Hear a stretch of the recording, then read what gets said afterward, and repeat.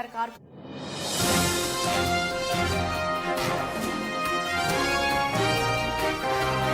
ये 30 नवंबर से शुरू हुई है सहारनपुर से और लगभग आज 51 जिला हो चुका है। आज 52वें जिला में घुसा हूँ।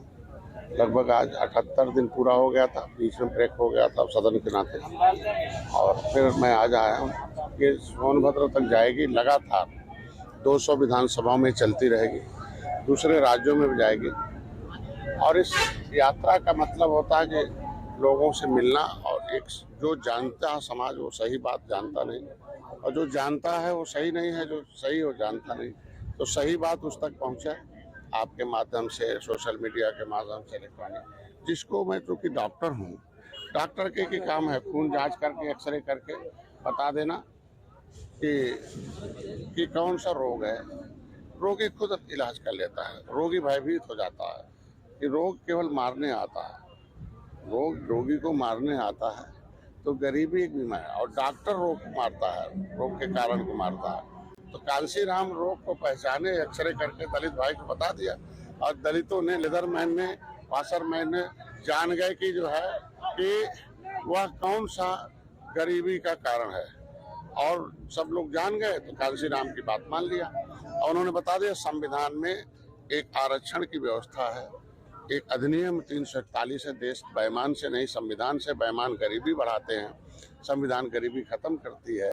उसमें लिखा हुआ है कि लेदरमैन, वाशरमैन, फिशरमैन के बेटे अनुसूचित जाति कहे जाएंगे। अनु मतलब नीचे, सूचित मतलब सूचित किया जाएगा। आपने अंग्रेजों से लड़ा, मुगलों से लड़ा, अंग्रेजों को मौत के घाट उतारे हो, मुगलों को मौत के घाट उतारे हो।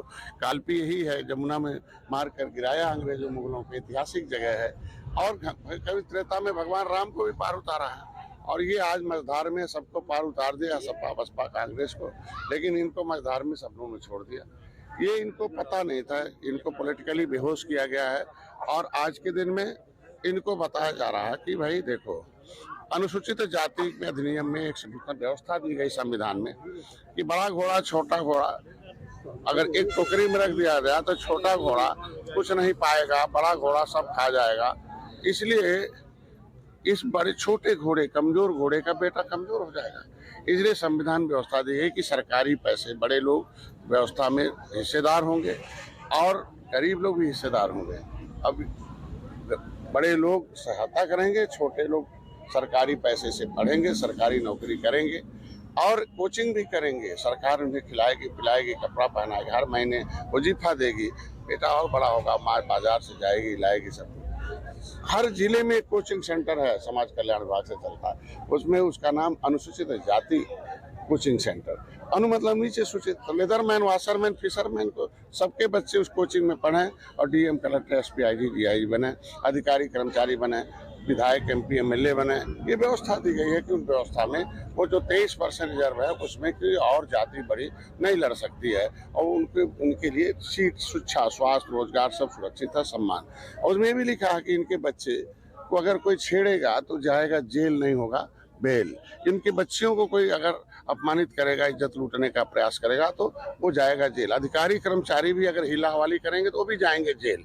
मतलब कड़े कानून से इनकी सुरक्षा, कड़े कानून से इनका हिस्सा सुरक्षित है, और कड़े कानून से इनको सरकार के पैसे से पढ़ाना है, इनको आगे बढ़ाना है, क्योंकि इस देश को, संविधान को है। लेकिन धोखेबाज कुछ लोग हमारे समाज के कुछ नेताओं को दलाल बनाया, उनको विभीषण बनाया, बस टिकट उकट मंत्री बना के ले गए, मुंह में ताला बंद कर दिया, उनके आंख के सामने इनका हिस्सा लूटा गया। 1994 में उत्तर प्रदेश में एक अलग अधिनियम बन गया।